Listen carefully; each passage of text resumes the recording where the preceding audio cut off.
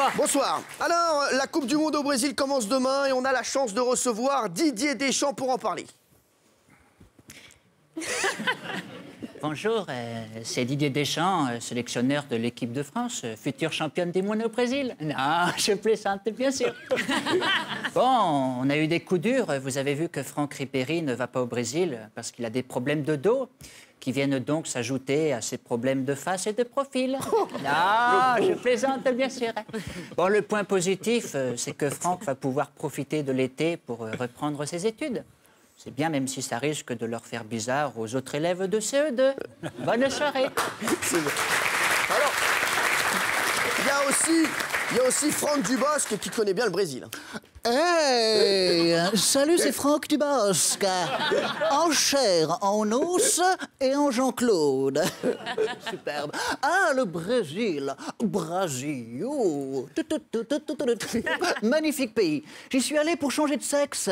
Ouais, j'en voulais un moins imposant. Mais je n'en ai rien fait. Et à la place, je suis allé me perdre dans la jungle amazonienne. D'ailleurs, public, j'ai dû y faire face aux assauts d'une gigantesque femelle anaconda. La pauvre était tombée amoureuse de Jean-Claude. Elle l'avait pris pour un mâle de son espèce. Gourmande.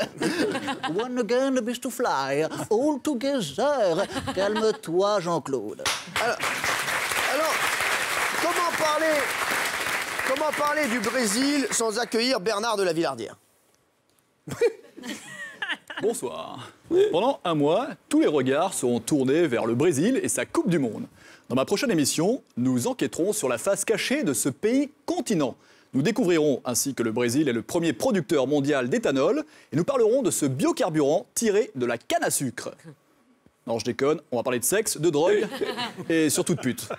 À la semaine prochaine pour un nouveau numéro d'Enquête exclusive. Merci. Alors, on sort un peu du foot et on va prendre des nouvelles de quelqu'un qu'on aime beaucoup, c'est Elie Moon. Bonjour. Alors, vous me connaissez un petit peu ma situation. Disons que je suis comme une feuille de papier A4 qui n'aurait jamais vu l'imprimante. Vierge, désespérément vierge. Donc, si tu es blonde à forte poitrine, ou si tu es Isabelle Morini-Bosque, tant pis, contacte-moi, parce que là, j'en peux plus, tout simplement. Et alors, il y en a un dont on n'a pas de nouvelles depuis très longtemps, c'est Jean-Claude Van Damme. Ok, bonjour, au revoir. C'est bientôt l'automne, on se voit plus tard, ça va être super, enchanté. Ok, Cyril, t'es comme moi, ok? Toi et moi, on est pareil. T'es né le 23 septembre, et moi aussi, je suis né aussi. Tu vois, on est pareil, hein? Okay? Là, c'est magnifique. Ouais, non. On est pareil, et le général de Gaulle aussi, c'est pareil, mais bon, c'est un peu différent hein, à cause de sa casquette. J'aime la vie. Okay? On est super proches, toi et moi, parce que si on avait la même mère et le même frère, ou le même père, on serait des frères, ok? Il n'y a pas de hasard dans la vie. Il y a un oiseau.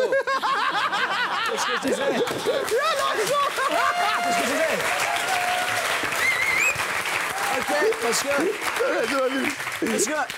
qu'est-ce que je disais déjà? Quand j'arrive en Amérique, j'ai cristallisé mes émotions dans ma force de pensée. Vous l'avez pas deviné, hein? Je l'adore.